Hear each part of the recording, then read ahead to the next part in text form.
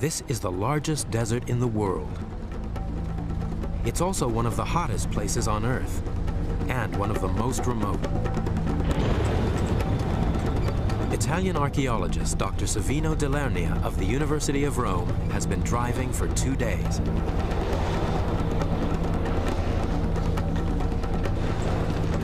Ahead of him lies his destination, the Akakos Mountains in southwestern Libya. It's a North African country. To the west is Algeria. To the east, Egypt. This inhospitable terrain has driven away all but a handful of Tuareg nomads, but it was once home to a family who mummified their child. Year after year, Savino returns to this majestic landscape, hoping to uncover its secrets. It all began 40 years ago with the discovery of the little mummified boy, Juan Mahujaj. He took his name from the rock shelter where he was found. It has taken Savino and his colleagues decades to reveal the full significance of this discovery. I think that mummy and the rock shelter really started the archaeological and historical reconstruction of the ancient civilizations here in the Sahara. We think of Libya's population today as largely Middle Eastern, yet the team still believed that thousands of years ago this area was inhabited by black Africans from the south. But apart from some rock art depicting black hunters, archaeologists had no proof of this. The mummy changed all that. The significance of the black mummy is very great. We have the first evidence of black people in the area, that it was supposed to be, but we hadn't hard evidence of this. This was the beginning of an extraordinary quest that would ultimately reveal an unknown African culture.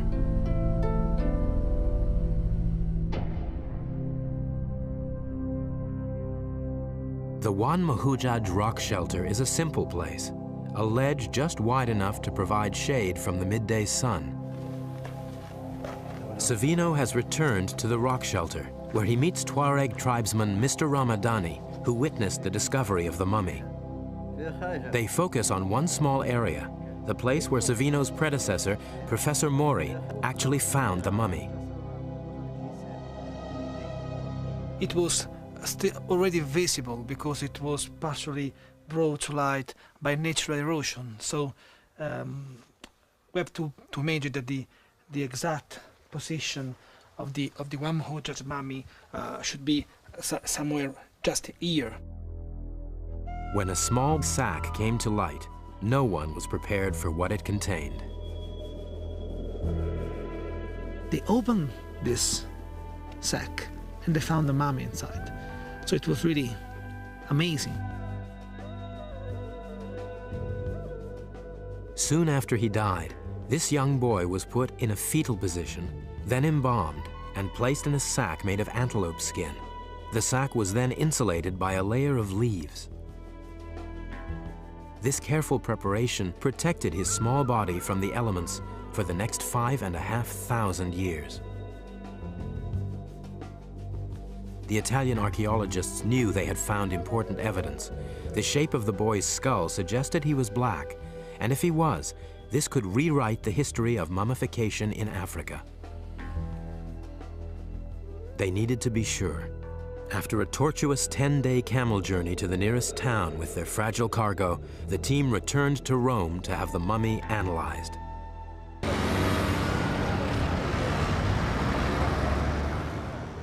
Dr. Giorgio Manzi of the University of Rome is the world's foremost expert on human remains in Libya, and his department boasts an impressive collection of Libyan skulls.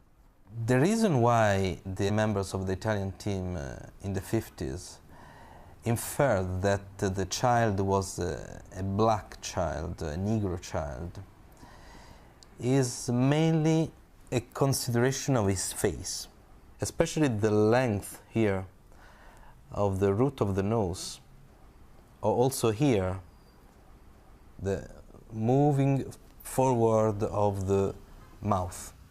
The mummy's teeth also revealed his age at death. When the Italian team first examined the Ouamoudia child, they looked at the teeth and found that it was very young. Especially using X-rays, it was easy to determine the exact age, looking at teeth still in the bone, in the alveolus. So the team had established that Juan Mahujaj was a black, 2.5-year-old boy.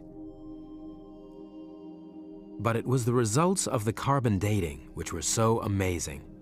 Juan Mahujaj was 5,600 years old. This made him the oldest black mummy ever found in Africa. But where did he come from? Who had mummified this boy 1,000 years before the Egyptians supposedly invented mummification in Africa? The origins of Juan Mahujaj, the Black Mummy, were a mystery. To find out more about the boy, Savino returns to the Tripoli Museum where the mummy now rests. I think the most impressive evidence of mummification is the skin on the skull. You can see all around the skull the skin of the child. You can see here, just along the spine and the rib cage, we have a lot of skin, which is really very, very rare to be found. You see here the remains of this organic matter. This is really the remains of the true interior of the mummy. It's impossible to find this kind of evidence without the process of mummification. Another point is the first act of mummification is a cut along the stomach and the removal of all the interiors. And probably they put something in, inorganic matter, just to stop any kind of bacterial activity inside, as much as the Egyptians did in the Nile Valley. What makes Juan Mahujaj unique is that he's the oldest eviscerated mummy ever found in Africa. Incisions were made along his stomach and thorax.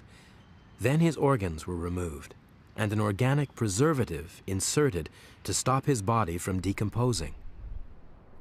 And it was this process which put the Black Mummy on the world stage. Academics, like mummy expert and Egyptologist Dr. Joanne Fletcher, were intrigued. I first became interested in the Black Mummy probably around 15 years ago with the publication of a major work on mummification all over the world. The key point of interest in the Black Mummy is the fact that it's been eviscerated. The internal organs have been removed from the chest, from the thorax, and of course from the abdomen. And because of this very sophisticated form of evisceration, what we have is essentially the earliest form of complete mummification yet found in Africa. And it's interesting that everybody always goes to Egypt as the home of mummification. And yet, in fact, from the dates of the Black Mummy, there's certainly nothing like that going on in Egypt at that time. So my question to myself was, did this Black Mummy in any way contribute to the later Egyptian practice of complete mummification, or did the two traditions develop independently?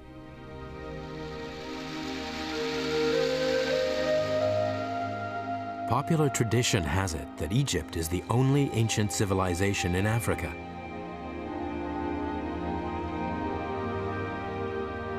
Its art and religion were renowned, and according to the Orthodox view, it was definitely the home of African mummification. But there are those who believe that the Black Mummy is challenging this established school of thought. Professor David Mattingly specializes in Saharan civilizations. When a mummy is discovered somewhere in the Central Sahara, it's perhaps not surprising that the average person in the street might assume the direct involvement of Egypt somewhere in this process. And I think it's a common image that Egypt is like a searchlight shining out, illuminating those dark spaces of the Sahara. And yet, Juan Mahujaj was artificially mummified 1,500 miles to the west of the Nile Valley, and 1,000 years before Egyptians were eviscerating their dead. Was it possible that the ancient Egyptians did not invent mummification in Africa? And if the Egyptians didn't prepare the mummy, who did? It really does beg the question, who on earth could achieve such a remarkably preserved corpse? I mean, who were these people that could do this? I mean, I personally know very little about them. So where did they come from? How did they achieve this incredible high standard of mummification at such an early date?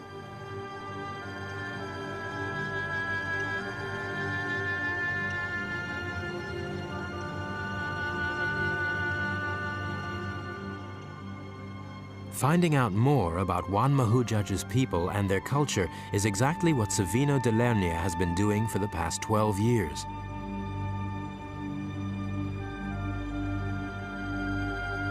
His search for answers began in the rock shelter of Juan Mahujaj, where careful excavations have yielded vital clues.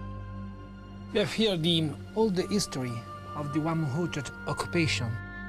This is charcoal, the remains of a fireplace, probably 4,000 years ago, 5,000 up to 6,000 years ago, which is the Juan Mahujaj time. And this was the ancient floor of the same age of the Juan Mahujaj mummy.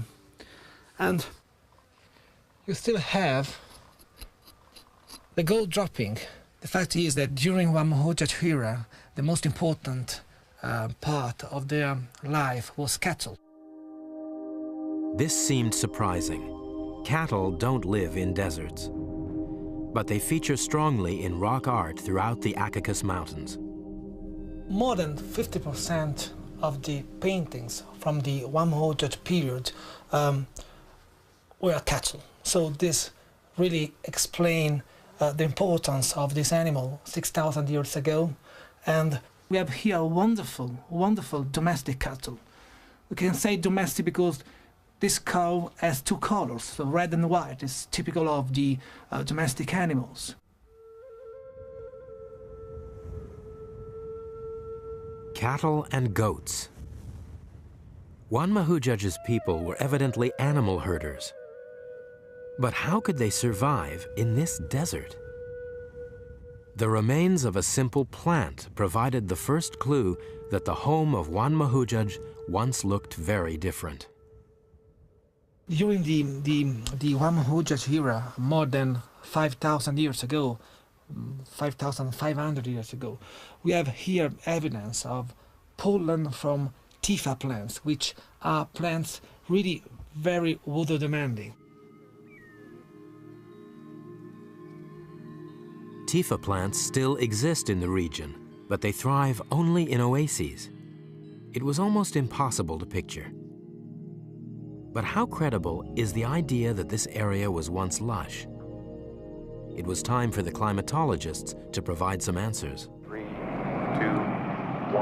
ignition, and liftoff. One of NASA's satellites brought the Sahara to the attention of Dr. Kevin White. He now heads a team at England's Reading University, which uses the latest technology to study ancient environments. NASA scientists were looking at images of the Western Desert as an analogy of their studies of the Martian surface. And they were looking at it using radar instruments and comparing those with more conventional satellite images. And they discovered a whole series of buried river networks underneath what is now a sand sheet. The radar penetrated the desert surface to reveal an ancient system of river channels that once fed into vast lakes. So in this area we can see a very dense, interconnected network of river channels, which is completely invisible in the optical image on the left. These lakes dried up long ago and are now what the scientists call paleo lakes. Kevin White is using this technique to uncover similar channels in Libya's Central Sahara. But it is the paleo lake sediment that Kevin is most interested in because it tells the story of the past. Lake sediments tend to capture a lot of information about what was going on in the surrounding slopes and surrounding landscape, and we can start to reconstruct vegetation communities. We can start to reconstruct something of the hydrology, the nature of the water, and we also get a fossil record which can be useful in some circumstances. But as you can see, it's a bit of a difficult place to get into. To reconstruct these climates, the team needs to collect field samples for analysis. Kevin's colleague, Dr. Nick Brooks, is planning a trip to Libya using satellite maps. This is a difficult bit up here, up over that dune there. Come up over this way, and then there's definitely a gap through there.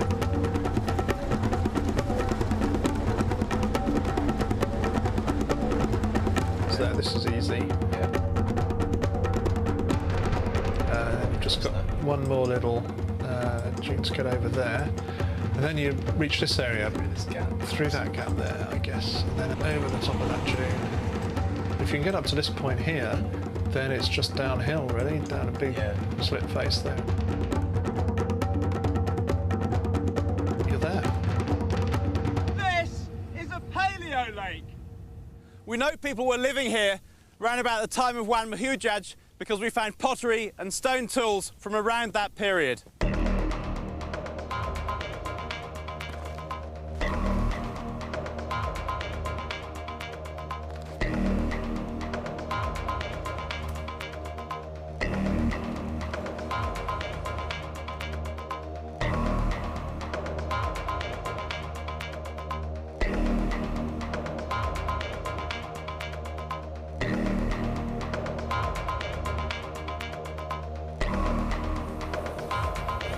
What I'm actually looking for is things like organic lake deposits, so we can radiocarbon date them.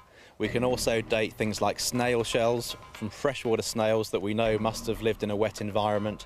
We can date animal bone, if we can find bones of things like elephants and rhinoceros and crocodiles and fish even, that would be fantastic.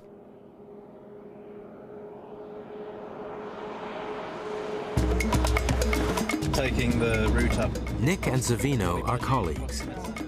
They're heading for a dry riverbed a few hours from the Wad Mahujaj rock shelter. Could the evidence at this site prove this area once looked very different? So what was your favourite out of the whole suite of engravings we've got up in Masandouche? My favorite one, actually, is the cat-like figures. They're really amazing. Yeah.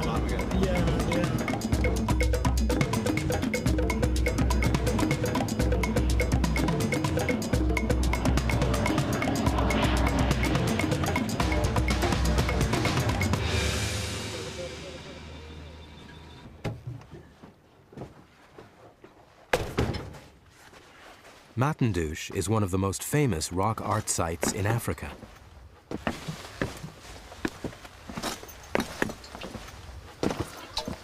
can see the rhino here upside down with the two human figures, still the some kind of axe, hand axe here.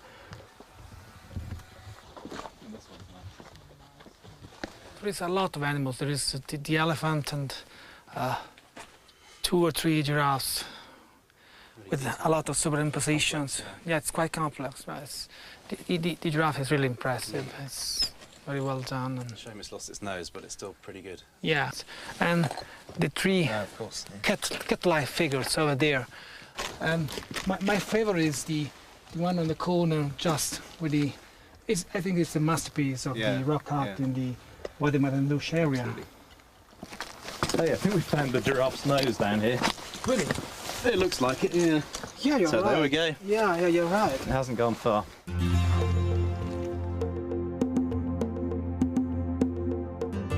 Enigmatic figure. Yeah. All the animals depicted here live only in savannas, but it was the next carving that completed the picture for Nick. This is one of the most famous rock art engravings here in Wadi Masandouche.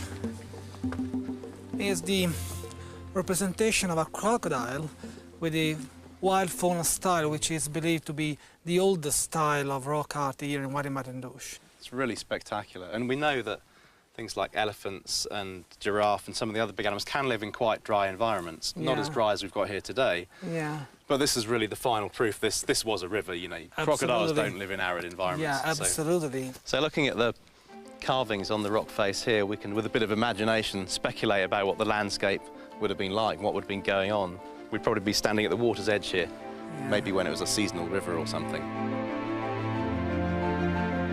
We would have had maybe some hippos down here in the shallows. This probably would have been a dangerous place to stand because we would have had crocodiles coming out of the water onto the banks. There's a lot of animals, wild animals just in the place. Perhaps elephants coming down to the water. Over there where we would have had a savanna landscape, and I saw a lion on the rock carving, so perhaps we would have had lions hunting the giraffe and hunting gazelles or whatever, as well as the people that were here hunting the animals. It's a piece of African landscape.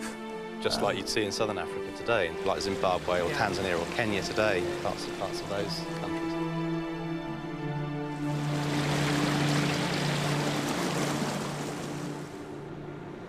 In the Sahara today, this Garden of Eden that was known in the time of Juan Mahujaj remains firmly in the imagination. But it is still possible to experience what an ancient lake was like, even in the middle of the desert. Gaborone is one of a handful of oases left in the Sahara, and it gives us a glimpse of the environment during the time of Juan Mahujaj, the Black Mummy. Actually, growing around the edge of the lake are living fossils that take us straight back in time. this vegetation, Nick, is exactly the vegetation we found in Juan Mahujaj rock shelter. And we actually found the pollen grains in the excavation, and they are 5,500 years old, so it's exactly the same vegetation. So this means that at the time of Juan Mahujaj's mummy we had this kind of plants, so this kind of environment, so it means a lot of water in the immediate surroundings of the shelter. Yeah. So what we're seeing is a fossil, it's a relic. It's a relic, yeah, it's a relic from the past. Yeah.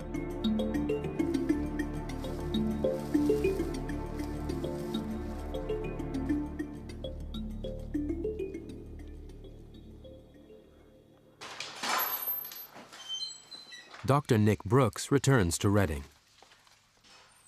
Analysis of their paleoclimate data has given Kevin enough information to produce an environmental model going back 10,000 years. Let's finish off this little landscape model and I'll show you what we've got. It's pretty exciting. Okay, let's give it a try. The lake's reconstructed according to our field data. So we're going right quite deeply into the sand sea here. Yeah. It's easier flying over it than driving through it. And that's a lot quicker on here. The model takes us back from the arid present day, through the time of Juan Mahujaj, to when the Saharan climate changed dramatically, covering the dunes with vegetation and turning the valleys into lakes. It all happened 10,000 years ago, when a shift in the Earth's axis caused the tropical monsoons to penetrate further north, right into the central Sahara. And with these rains came the ancestors of Juan Mahujaj. 10,000 years ago, humans, black humans coming from the south, following the monsoon belt, occupied the central range of the Sahara. This led to the first occupation of the central Sahara, and we have these black people in the central ranges, in the Caucasus Mountains and in the immediate surroundings. And they were not the only ones. Around 7,000 years ago, people from Mesopotamia and Palestine arrived, introducing cattle and goats into the central Sahara. So we can imagine that the central Sahara, the Caucasus Mountains, has been one of the first world melting pot, because we have black people coming from the south and say something like white people coming from the Near East and probably Eastern Sahara. Today in Libya, you can see the legacy of this early melting pot. Walking down the streets of present-day Libya, I'm always struck by the incredible diversity of humanity that one encounters, and that reflects broadly the sort of crossroads position of Libya within the Mediterranean with its Saharan hinterland. Libya's been a great melting pot throughout its history, but what's really surprising is how far back in time that goes, this intermingling of white Mediterranean types with Negroid Saharan types. And that we can see very clearly from this work in the Central Sahara. This ethnic diversity explains some intriguing rock art that initially puzzled Savino. The face of these people are not black as one Mahujaj, but they are white. And you can see this looking at the profile of the face and to the style.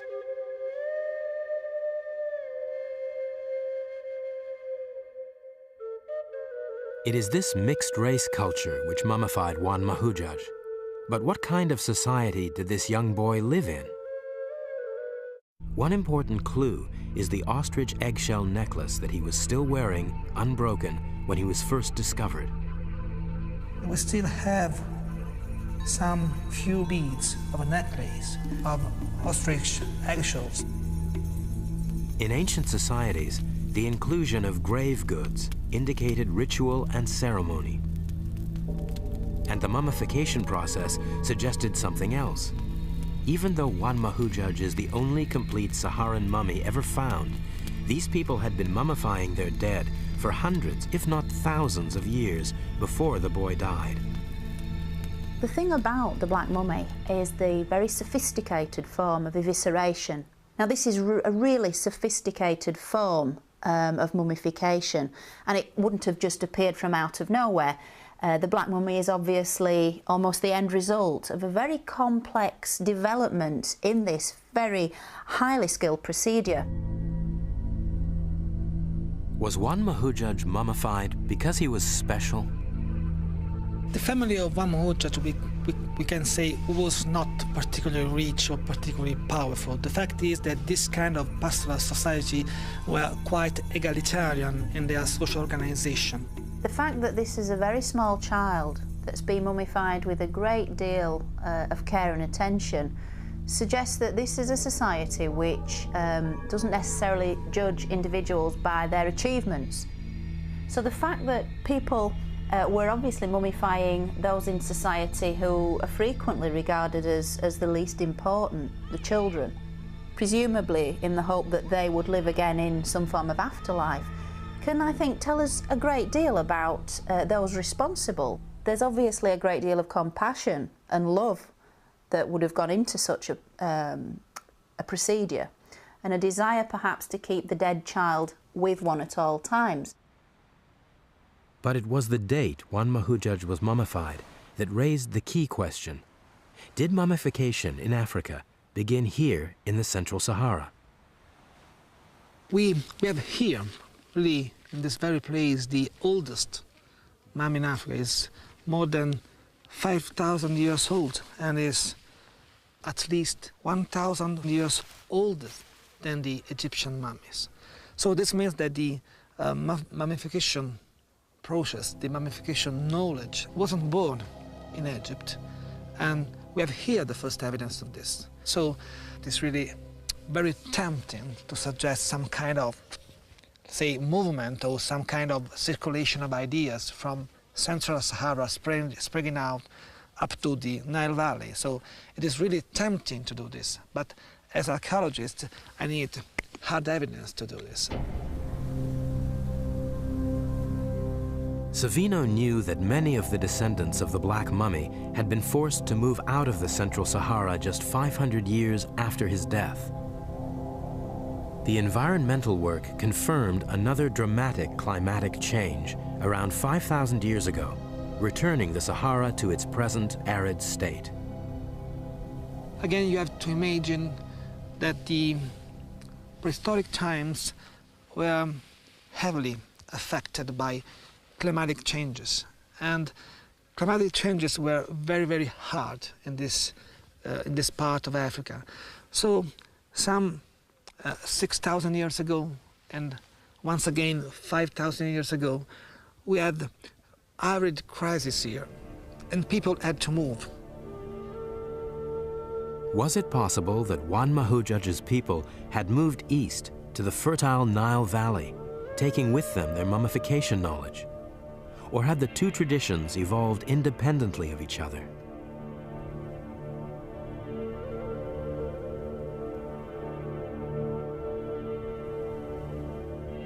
Savino's search for more evidence led him on a journey of exploration all over the Libyan Sahara.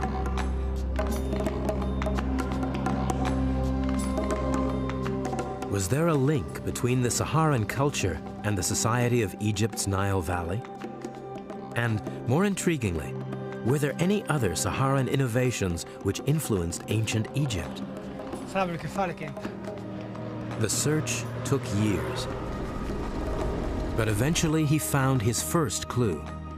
It was an unremarkable pile of rocks on a boulder-strewn plain called the Mesak, just 60 miles from the Wan Mahujaj rock shelter. It was like finding a needle in a haystack. Savino had stumbled onto a mysterious monument which would prove that cattle held a ritual significance in the lives of the Saharan people. It included bloody ritual slaughter. Here was evidence of a cattle cult. The engraving of this cattle, when I discovered it, told me that probably this monument had something to deal with the cattle cult.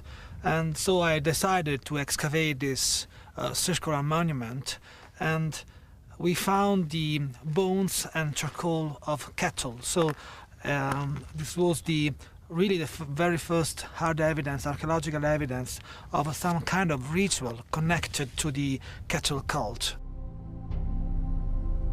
Cattle bones, dated around the time of Wan Mahujaj, were buried in a circular stone monument with a diameter of almost 10 feet, and pottery was left as ritual offerings. The discovery of the ritual areas for the slaughter of sacred cattle in Libya, in the Saharan cultures, very much puts me in mind of later practices in Pharaonic Egypt, whereby cattle were ritually slaughtered within the temple precincts and then offered as a sacred offering on a daily basis to the gods in question. Not only that, but during the funerary cult of the deceased, where human mummies were buried in tombs, the sort of high point of the funeral rite was to sever the foreleg of a cow. And while it was still quivering with life, offer it to the mouth of the deceased in order to transfer the life which still could be seen twitching in this severed limb. This would be then transferred into the body of the deceased human, with the hope, the fervent hope, that these people would then live again in the afterlife.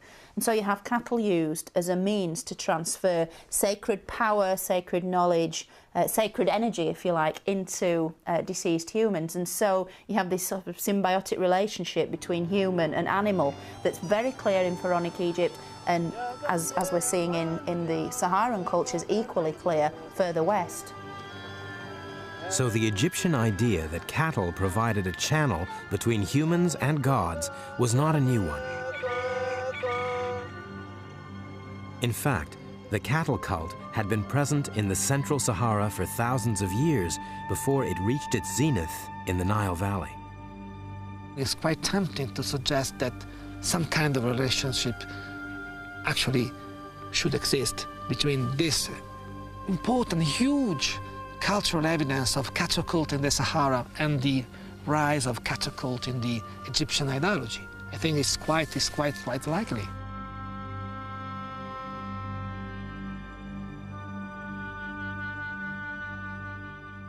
Savino had established that, like in Egypt, both mummification and cattle cults were central to this Saharan society. And then, in a dry wadi less than a mile from the cattle monuments, he found something even more conclusive. An engraving of an animal-headed figure. The most exciting subject of this engraving is surely the dog mask.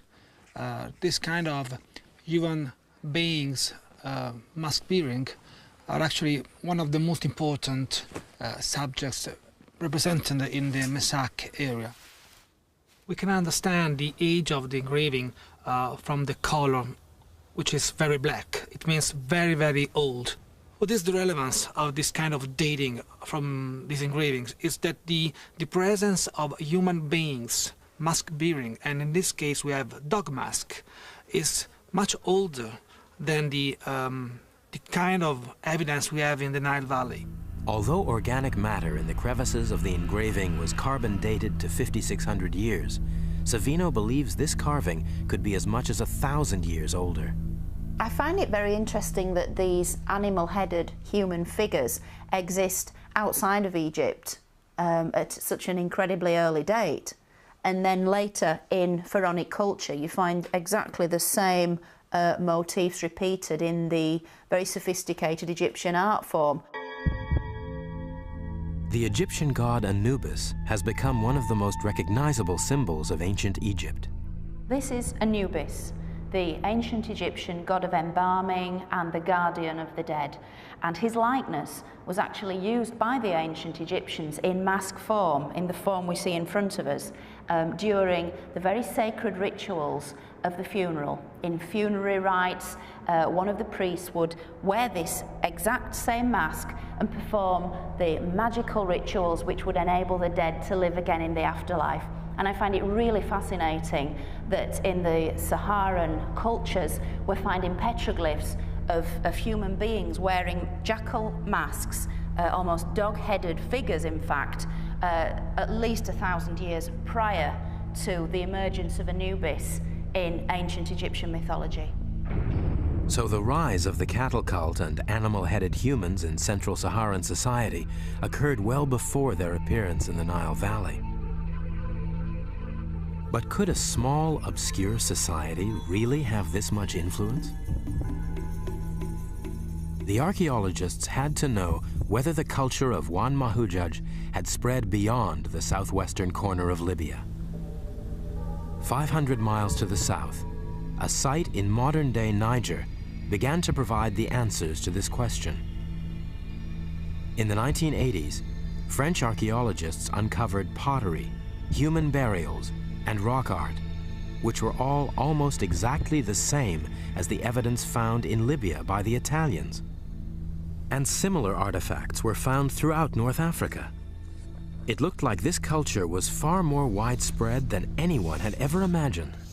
So we have just here Tripoli, we have here Cairo and the Nile, and just in the center we have the Caucasus Mountains.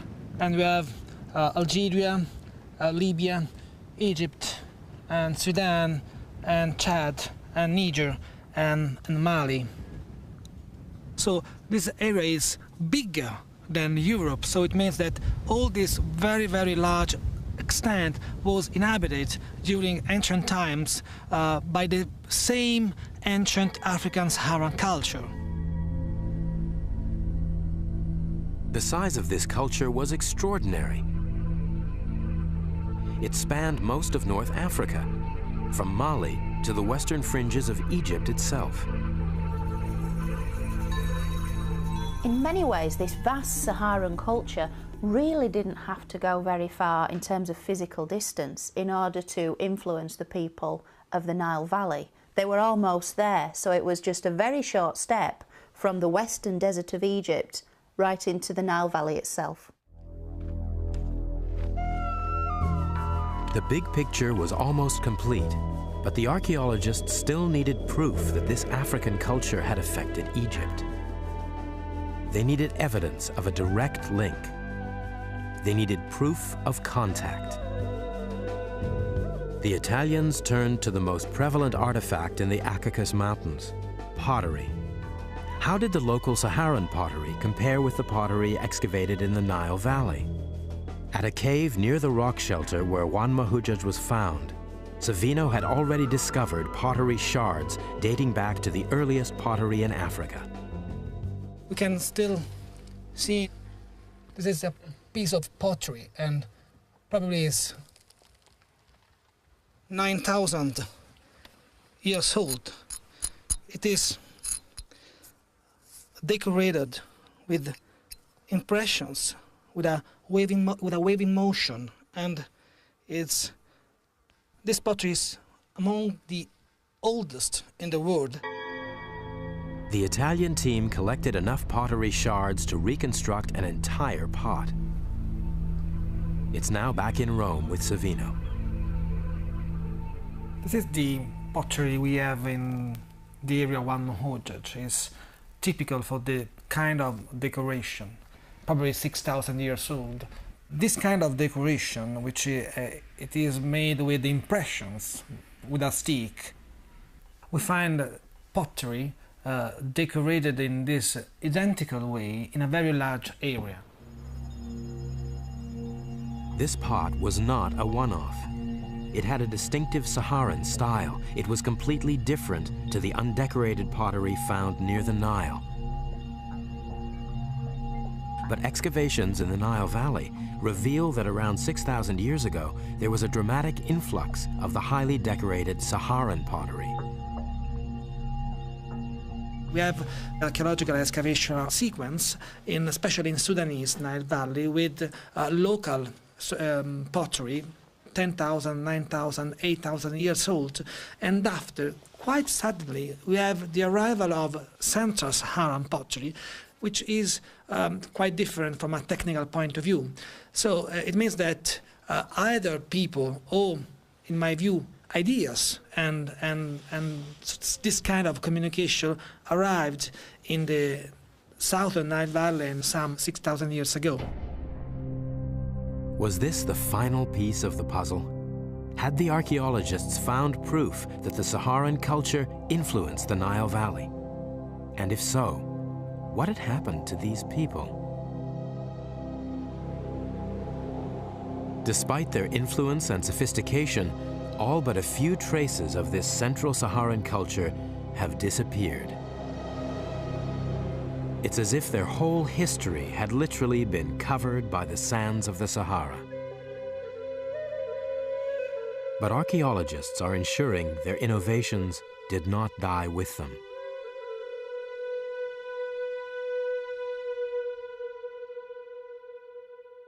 The heritage of ancient Egypt and the Central Sahara have been incredibly intertwined over the last 10,000 years. But if we go back to about 5,000 to 8,000 years ago, I think we find a period in which the relationship was expressed in a rather different way to the sort of common model that we have today. Instead of that searchlight shining out from Egypt, illuminating the desert, maybe we need to think about a desert culture which is shining many little lights on a fledgling Egypt in the Nile Valley, and that's actually going to play a very important role in the formation of ancient Egypt itself. The very beginning of Egyptian traditions were, in my view, were influenced by some Saharan tradition, and we can see this in the technology of pottery, we can see this in the decoration of pottery, and even pastoral activity. Because the domestication, cattle domestication, was just in the Sahara. It wasn't in the Nile Valley. So this means that we have a lot of cultural knowledge, Saharan knowledge, which has been spread in much part of northern Africa, including Nile Valley. I find it quite extraordinary that this Central Saharan civilization shows all the features we generally associate with later Egyptian pharaonic culture, and mummification is a prime example. There are definite links between the two cultures. As to which came first, most Egyptologists would like to think Egypt, but I think a lot of this information from the Saharan cultures really must make us think again.